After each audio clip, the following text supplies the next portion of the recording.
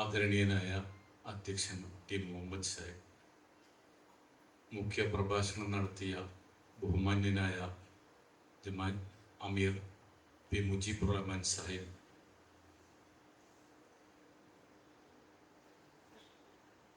പുസ്തകം പ്രകാശനം ചെയ്തുകൊണ്ട് സംസാരിക്കുന്ന എഴുത്തുകാരനും മാധ്യമ പ്രവർത്തകനുമായ MP സുരേന്ദ്രൻ സാർ, അത് ഏറ്റുവാങ്ങുന്ന എഴുത്തുകാരനും സാമൂഹ്യ വിമർശകനുമായ സണ്ണി M കാപ്പിക്കാട് സാർ, ബഹുമാനപ്പെട്ട VG തമ്പി, കവിയും അധ്യാപകനും എഴുത്തുകാരനുമായ VG തമ്പി,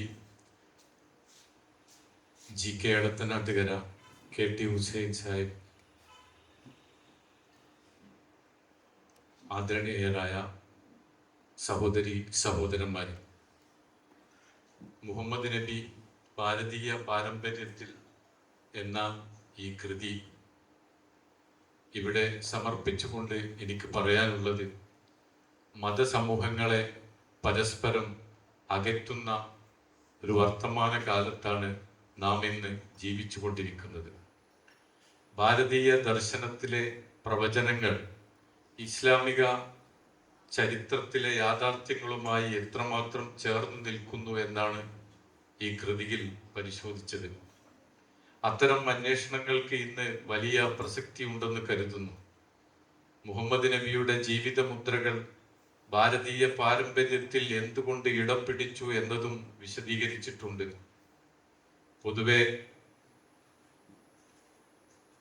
പൊതുവെ നാമാവശേഷമായി കൊണ്ടിരിക്കുന്ന മത താരതമ്യ സാഹിത്യത്തെ മുഹമ്മദ് നബിയുടെ ജീവിത മുദ്രകൾ പുനരാവിഷ്കരിക്കാൻ ശ്രമിച്ചിരിക്കുകയാണ്. എല്ലാ മതങ്ങളുടെയും ഉത്ഭവം ഒരേ ഒരു ഈശ്വരനിൽ നിന്നാണ്. അവ പിറവിയെടുത്ത കാലത്തിനും ദേശത്തിനും അനുസരിച്ച് ഉണ്ടാകുന്ന സ്വാഭാവികമായ വൈവിധ്യങ്ങളെ ശാശ്വതമായ വൈരുദ്ധ്യങ്ങളായിട്ടാണ് പലരും തെറ്റിദ്ധരിക്കുന്നത്. ഓരോ മതത്തിൻ്റെയും അധ്യാപനങ്ങളിൽ പല മതസാരവും ഏകം എന്ന തത്വം ഒളിഞ്ഞിരിക്കുന്നു. ഇസ്ലാമും ഹിന്ദുമതവും തമ്മിലുള്ള ആദാനപ്രദാനങ്ങളെയും നൂറ്റാണ്ടുകളായി നിലനിൽക്കുന്ന സഹവർത്തിത്വത്തെയും ഭാരതീയ ദർശനങ്ങളുടെ വെളിച്ചത്തിൽ വിലയിരുത്തിക്കാണാൻ വിവേകാനന്ദ സ്വാമികൾ പോലും ആഗ്രഹിച്ചിരുന്നതായി രംഗനാഥാനന്ദ സ്വാമി രേഖപ്പെടുത്തിയിട്ടുണ്ട്. അത്തരം ഒരു ചിന്ത മധ്യകാലം മുതൽക്കേയുള്ള ഇരു മതങ്ങളിലെയും ഋഷിമാർ മുതൽ സാധാരണ ജനങ്ങൾ വരെ ആഗ്രഹിച്ചിരുന്നതായും അദ്ദേഹം സൂചിപ്പിക്കുന്നു. ഇസ്ലാമും ഹിന്ദുമതവും തമ്മിലുള്ള താരതമ്യത്തിലേക്ക് വിരൽ ചൂണ്ടി വേദദർശനം എന്ന ഒരു കൃതി നേരത്തെ പ്രസിദ്ധീകരിച്ചിട്ടുണ്ട്. പ്രാചീന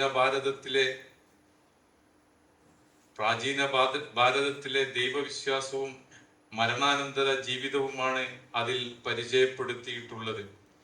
ഭാരതീയ പാരമ്പര്യത്തിൽ മുദ്രിതമായ പ്രവാചകനെ പുനർവായനയ്ക്ക് വിധേയമാക്കിയത് അത്തരം ഒരു രചനയുടെ അനുബന്ധം എന്ന നിലയിൽ കൂടിയാണ്.